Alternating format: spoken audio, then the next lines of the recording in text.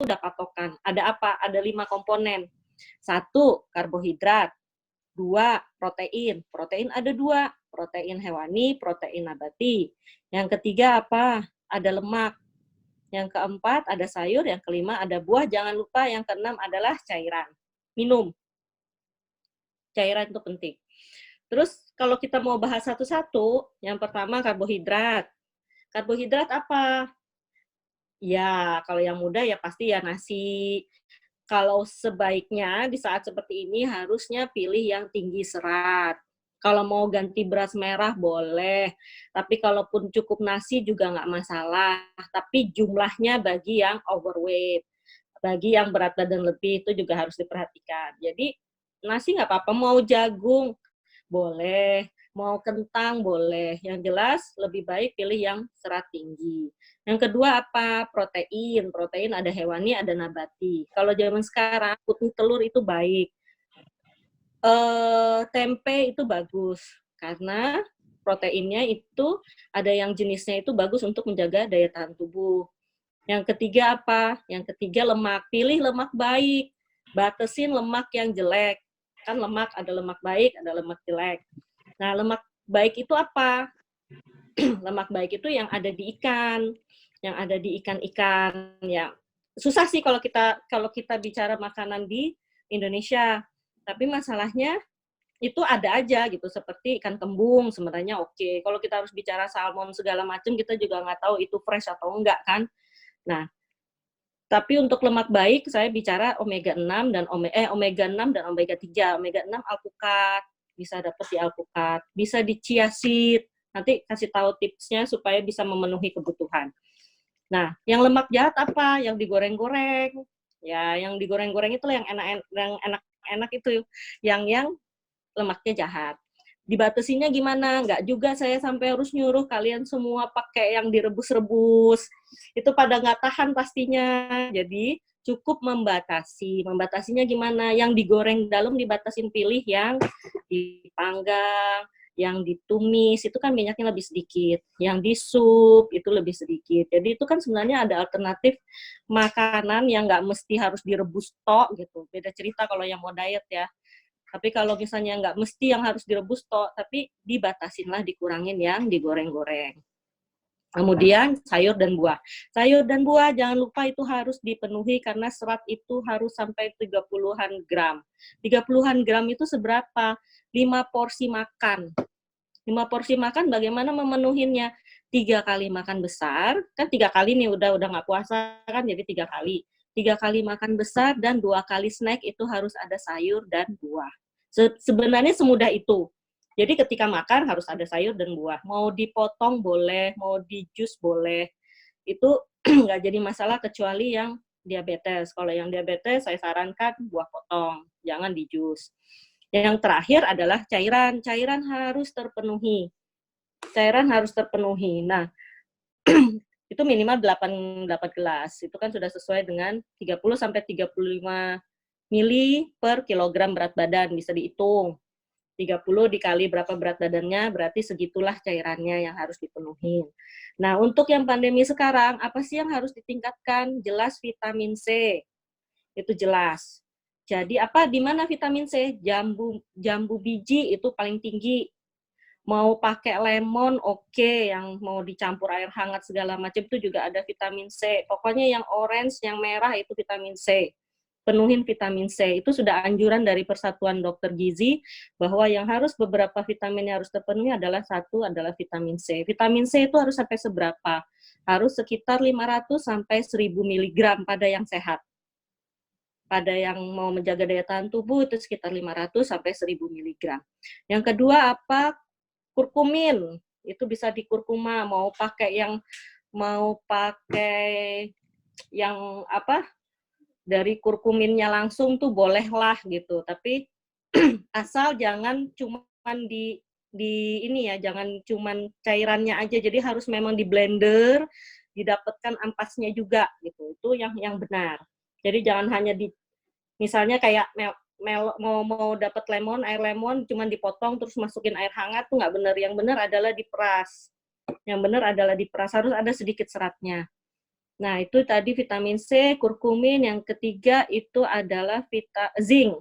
Zinc itu biasanya di suplemen atau kalau di makanan itu kayak di seafood ada. Jadi sebenarnya ya lengkapilah setiap hari makanan. Semakin bermacam-macam makanan kita itu semakin memenuhi vitamin dan mineral. Yang terakhir itu vitamin D, jangan lupa, termasuk berjemur. Nah, ini kan terakhir-terakhir lagi rame banget, mau berjemur jam berapa, ya kan, mau seberapa lama, itu lagi rame banget dibahas. Ada yang bilang jam 8 sampai jam 10, ada yang jam 10 sampai jam 2, itu semuanya bergantung kepada UV index. UV index itu sebenarnya ada di aplikasi, jadi bisa dilihat. Karena terlalu tinggi UV index itu juga berbahaya untuk kulit, bikin kanker.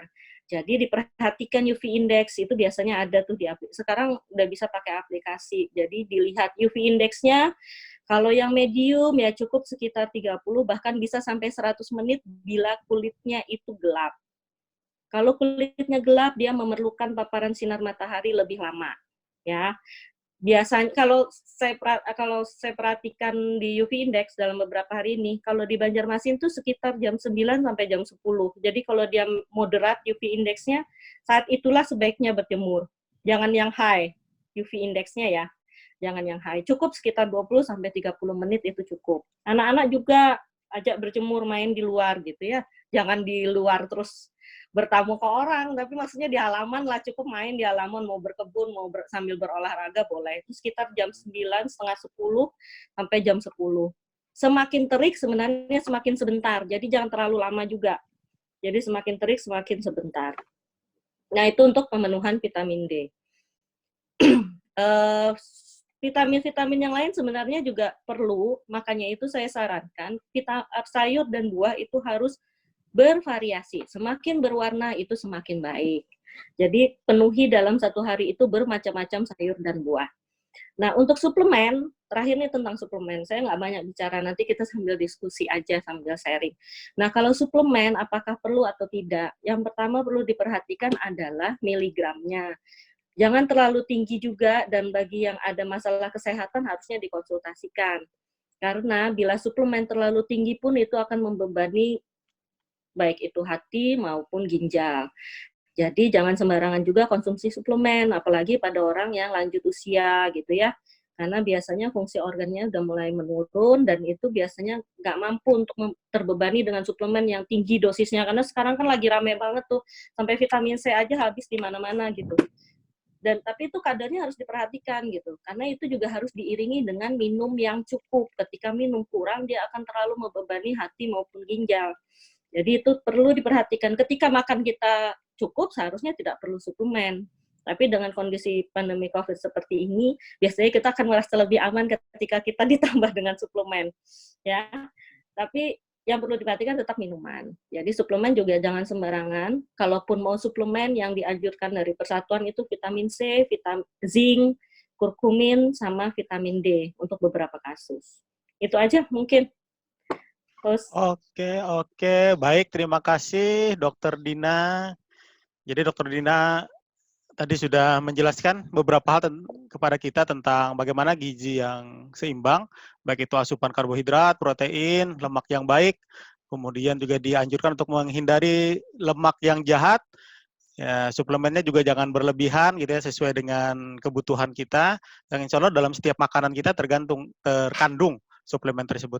Silahkan kawan-kawan yang lain kalau misalkan ada yang ingin ditanyakan atau ingin didiskusikan, itu bisa untuk langsung berkonsultasi secara live seperti ini, ataupun juga nanti silahkan untuk menuliskan di Zoom grup chat kita, ya, bisa dengan tunjuk tangan begini langsung gitu, atau kemudian raise hand pakai icon di bawah juga bisa, silahkan. Siapa tahu ada yang ingin berdiskusi, misalkan kayak hijrah, merokok, karena merokok mati juga ya, jadi baik merokok aja kan gitu. Hati-hati bagi yang perokok, rentan untuk terkena. Hati-hati yang diabetes dan hipertensi, darah tinggi juga rentan untuk terkena. Saya hanya menyampaikan informasi loh ya, nggak menakut-nakuti. Silakan kita sapa juga, ada Hendra Nanda, musisi kita. Silakan kalau ada yang ingin didiskusikan, baru bergabung tadi.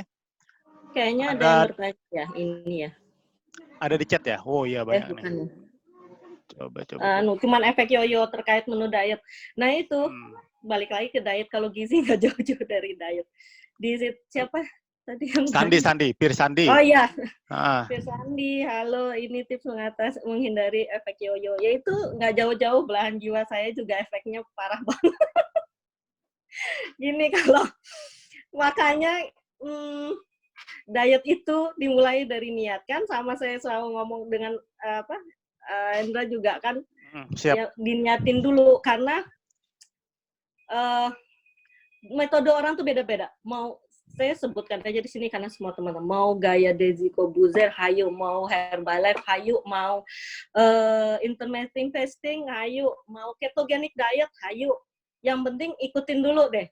Biasanya tuh kalau konsultasi selalu mau gimana, mau makannya tetap 3 kali, tetap ada nyemil, oke, saya ikutin. Mau intermittent fasting, mau puasa dari pagi, nanti siang baru mulai lagi, hayu. Yang penting ngikutin dulu, karena ini kan saya nggak bisa ngikutin kemana-mana, bahkan belahan jiwa saya nggak bisa ngikutin juga kan, siang-siang tiba-tiba ada itu foto nongkrong di mana gitu kan. Manusianya ada nih teman-temannya di sini nih, tiba-tiba di kambing gitu kan. Nah, jadi beben. jadi aturin di rumah, tiba-tiba muncul foto di kambing gitu ya, atau di nasi kuning mana gitu kan. Nah, jadi ikutin dulu deh, maunya gimana, supaya itu bisa seterusnya. Sesekali naik 2-3 kilo itu nggak masalah. Sama kayak kita lagi pandemi begini, aturan dari Persatuan kita tidak boleh melakukan diet ketat, karena itu akan rentan menurunkan sistem imun. Jadi yang tepat adalah gizi seimbang dulu dengan peningkatan aktivitas fisik. Iya. Nah, kalau sudah begitu, yoyo diet pasti akan terhindari. Yoyo diet itu kan, saya infokan bahwa yoyo diet itu malah lebih membebani beban jantung. Lebih baik kalau misalnya gemuk segitu aja, itu sebenarnya ya menurut penelitian itu lebih baik dibandingkan yang turun drastis terus nanti dia akan naik drastis. Itu lebih membebani jantung sebenarnya. Tapi ini nggak boleh jadi alasan jadi nggak mau diet gitu ya. Cuman itu lebih berbahaya gitu, karena beban jantung tuh ketika dia turun cepat secara drastis. Beberapa program diet kan begitu, itu yang tidak benar. Diet itu seharusnya hanya 3-4 kilo dalam sebulan, atau maksimal 5 kilo. Maksimal 5 kilo. Kalau mau cepat dan drastis itu harus dalam pengawasan. Biasa kita evaluasi itu semua dalam 1 bulan. Jadi, supaya itu bisa berkelanjutan sampai pada target yang ditentukan, dan itu akan kita terus evaluasi. Kayak saya sampaikan tadi, Hendra, kita udah konsultasi waktu selama bulan Ramadan. Udah dapat laporan, udah turun beberapa kilo kan. Nah, sekarang saya harus melakukan penyesuaian. Sekarang posisi berapa kilo, nanti saya akan lakukan penyesuaian lagi. Sekarang kan udah 3 kali makan. Jadi pengaturan makannya kita atur lagi gitu. Nanti kita atur supaya tetap 3 kali makan, tapi nanti kalorinya tetap defisit. Intinya sebenarnya kalau diet itu adalah kalorinya lebih dikit. Intinya itu defisit kalori lah intinya. Mau apapun metodenya itu tetap defisit kalori baliknya. Mau Herbalife, mau Daisy Corbuzier, mau intermittent fasting, ujung-ujungnya saya selalu diakhiri dengan hitungan kalori dalam sehari berapa, yang dimakan berapa, aktivitas fisik yang dilakukan berapa. Di usia kita rata-rata sekarang ini adalah selalu kurang di olahraga. Benar kata Didi tadi bahwa sekarang keadaannya begini, kita nggak bisa keluar, kita nggak bisa nge-gym, kita nggak bisa kalau ada treadmill, oke, treadmill. Kalau nggak bisa lihat di YouTube, banyak aktivitas fisik kardio yang bisa dilakukan di rumah. Cukup kardio deh kalau yang belum pernah melakukan aktivitas fisik. Kardio 30 menit. Kalau yang mau turun berat badan setiap hari. Kalau yang hanya menjaga tubuh, cukup 3-5 kali seminggu. Jadi 30 menit aja kardio dulu. Nanti setelah sudah mulai biasa, baru sesekali latihan beban untuk otot. Karena di usia 30-40 itu jangan sampai ketika di 40-50 otot kita udah mulai hilang. Intinya itu. Ya. Oke. Ini ada pertanyaan lagi Din di chat nih. Dari Desi Adis, vitamin C, kurkumin dan lain-lain, tadi dosis amannya buat lambung bagaimana? Iya. Nah, karena memang kalau yang yang sakit lambung. Sakit lambung Mm-mm. sebaiknya minum setelah makan. Jadi semua suplemen, karena kurkumin itu akan lebih, efektivitasnya akan lebih baik ketika dia bersamaan dengan makanan. Nah, jadi Mhm. kalau beberapa suplemen itu memang begitu. Kalau yang vitamin C, ada yang menganjurkan kalau mau lemon dicampur air hangat, kan sekarang banyak lah itu yang begitu. Nggak apa-apa, tapi untuk yang sakit mah sebaiknya setelah makan. Sebaiknya setelah Mhm. makan, dan untuk keadaan pandemi sekarang, kayaknya kalau di kita minimal sekitar 1000 miligram itu untuk suplemen ya, jangan sampai kurang, kecuali 500 miligram ditambah dengan buah-buahan. Karena vitamin C yang memang harus terpenuhi untuk daya tahan tubuh. Baik, alhamdulillah. Mudah-mudahan sudah terjawab. Kita sapa lagi juga ada Dina Aprilia. Gimana kabarnya Dina? Ini psikolog kita, jadi Nah, itu nanti kalau psikolog, harusnya dia yang bicara. harus berimbang nanti selain kesehatan fisik juga Ya, psikologinya itu juga bisa menurunkan apa imunitas tubuh kita kan, jadi harus seimbang juga. Insya Allah nanti kita minta mendengarkan juga dari Dina nanti untuk menyampaikan tips-tipsnya agar tidak stres di masa pandemi gitu ya. Biasanya kalau saya stres itu makannya jadi tambah banyak gitu kan, itu betul, memang betul. Dan memang mm, memang wajar sih, maksudnya wajar, apalagi berita-berita di ini kan medsos kadang suka bikin serem gitu. iya, setiap kali Siapa dapat Doni, berita Doni nih? kematian gitu ya, berita ini, Iya, berita yang ini, bisa menurunkan imunitas malah. Jadi banyak gembira dan bahagia aja katanya begitu. Terus ada pertanyaan lagi ini, Dina, hendak belamak tapi perut kada buncit kayak pacarannya. Kalau saya pakai Photoshop, Don. Jadi kalau tinggal, posisi sekarang berat badannya oke, latihan beban aja yang dibentuk otot gini. Jadi berat badan itu tidak hanya sekedar timbangan. Berat badan itu kalau kita mau detail itu ada komposisi tubuh, ada alatnya itu. Nah, komposisi tubuh itu menunjukkan persentasi lemak sama persentasi massa otot. Jadi persentasi massa otot sama persentasi massa lemak. Kalau atlet itu timbangannya bisa jadi sama kita yang gemuk, tapi dia lebih banyak massa ototnya kan. Nah, itu bedanya. Nah, kalau misalnya mau gemuk, ya jangan digemukinnya lemaknya, yang digemukin ya ditambahin ya massa ototnya, ya latihan. Kalau ada yang datang mau diet tanpa latihan fisik, saya angkat tangan. Karena semuanya itu harus dibantu dengan latihan fisik. Harus dibantu. Memang begini, kalau mau lebih detail lagi ya, diet itu dipengaruhi oleh genetik dan maksudnya genetik, diet, dan aktivitas fisik. Kenapa genetik itu masuk? Jadi ada pemeriksaan genetik yang menunjukkan bahwa satu orang ada yang sensitif terhadap diet toh. Dia aktivitas fisik biasa aja dia turun. Ada kan tuh? Ada yang begitu, dia nggak latihan fisik, tapi kok dengan diet aja cepat dia turun. Ada yang respon dengan latihan fisik. Dia udah diet macam-macam, nggak turun-turun. Ketika dilakukan latihan fisik, respon dia. Turun cepat. Ada yang beruntung banget, sensitif dua-duanya. Dia diet dan latihan fisik sedikit, itu turun cepat. Ada yang apes banget, nggak sensitif dua-duanya. Jadi dia akan susah sekali turun. Nah, itu kita apa adanya. Kalau kita melakukan pemeriksaan sampai ke genetik, itu kelihatan. Jadi kita akan apa adanya bilang bahwa, wah, genetikmu bilang kamu nggak sensitif terhadap diet dan aktivitas fisik. Jadi ya bersabar. Mungkin yang satu dengan diet dan aktivitas fisik turun 5 kilo, yang satu cuma 2 kilo. Ya gimana genetikmu bicaranya begitu gitu. Jadi makanya itu trial dan error di awal. Jangan menyerah di awal. Kadang-kadang tuh datang konsultasi diet, terus nggak kontrol lagi di 2 minggu atau di 1 bulan berikutnya. Karena merasa tidak ngefek. Tidak ngefek itu dianggap saya yang salah karena pengaturan dietnya nggak benar misalnya.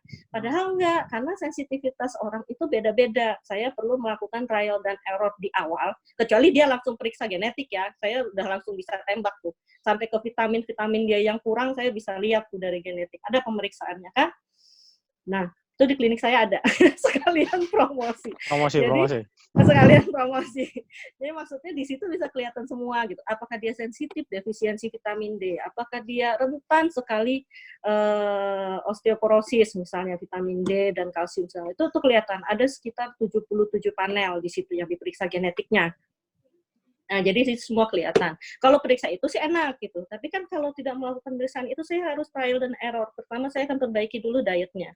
Iya kalau dia jujur ya, kalau dia mah bohong ya gimana, kita mau setengah mati ngaturin ya tetap aja pasti nggak akan ngaruh. Nah, jadi tadi balik lagi, kalau mau gemuk, yang digemukin ototnya. Udah jadinya kalau yang udah posisi berat badannya normal atau agak kurusan dikit, udah latihan otot aja.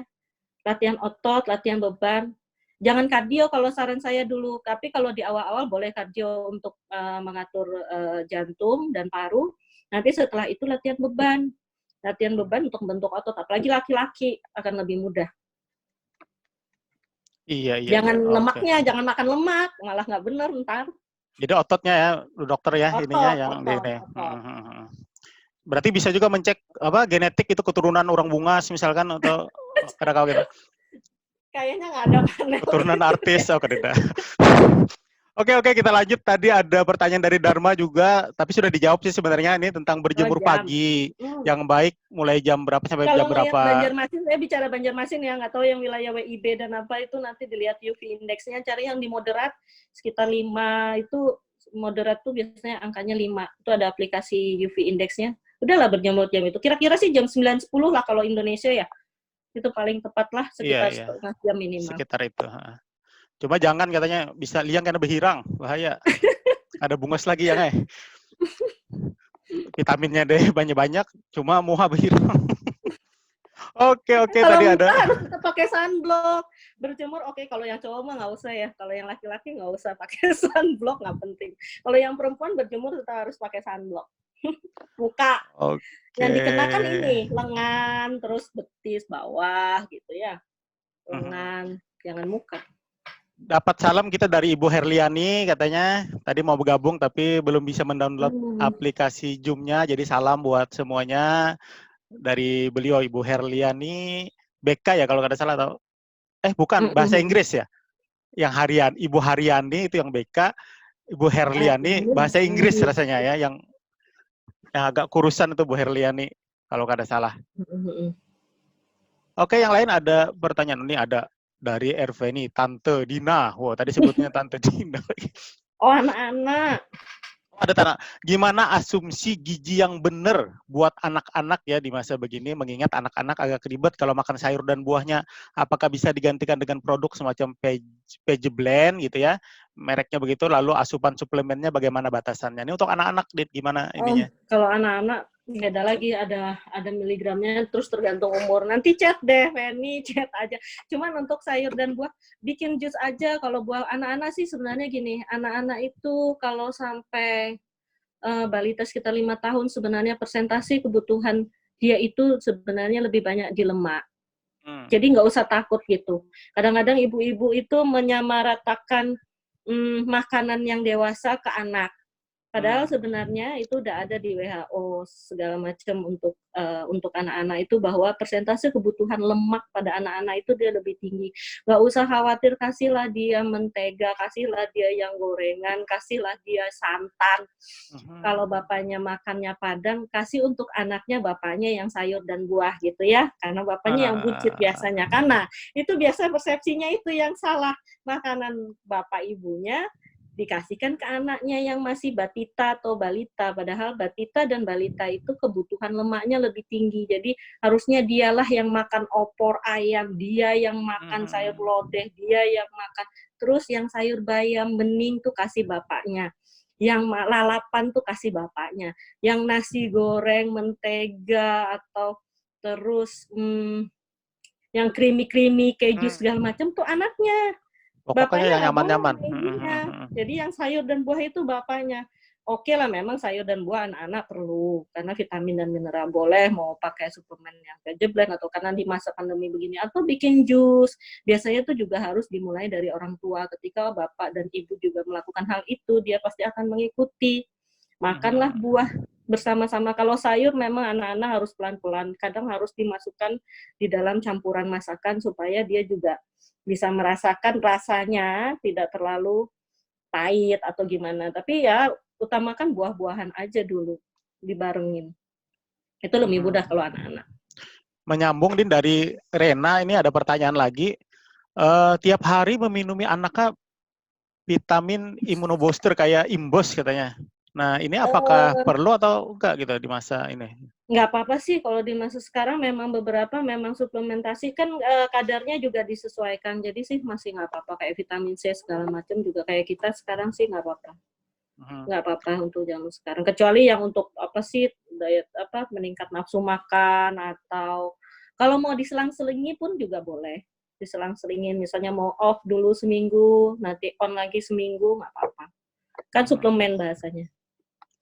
Oke, terus ada lagi dari Wahyu, Bu Dokter, tips nutrisi gizi buat bumil di masa pandemi. Ada tips khusus nggak untuk ibu hamil? Bumil trimester keberapa? Karena ada hitungannya. Kalau trimester pertama sama trimester kedua dan ketiga itu beda, tapi jelas kalorinya dilebihkan kurang lebih sekitar 500 kalori ditambahkan. Untuk ibu menyusui beda lagi, itu ada tambahannya lagi. Jadi makannya si ibu kurang lebih ditambahin lagi sekitar 1/4. Itu wajar karena dia makan untuk 2 orang. Nah, untuk suplemen biasanya udah dapet tuh dari Dr. Objin, nggak tahu Cynthia udah bergabung nggak sama kita ya. Dr. Objin biasanya udah ada tuh folat, udah ada tuh macam-macam itu udah masuk di bagian suplemen di Objin. Tapi sebenarnya pada ibu-ibu hamil itu kan biasanya kalau ada keluhan mual, ada keluhan muntah, itu biasanya diakalin apa? Yang pertama, makan sedikit tapi sering. Kadang-kadang ibu ada yang sukanya asam-asam, ada yang sukanya manis-manis, itu kan tergantung. Jadi, makanlah sedikit tapi sering, bisa sampai 8-10 kali makan, itu kan lebih baik. Biasanya ibu hamil sih masalahnya itu, gitu. Harus dipantau berat badannya, nggak boleh terlalu cepat naik juga, hati-hati. Kadang yang diperhatikan nggak naiknya aja, tapi yang naiknya melonjak banyak itu juga hati-hati karena akan berpengaruh pada tekanan darah kadang-kadang. Jadi diawasi juga. Itu aja sih kalau untuk ibu hamil ya.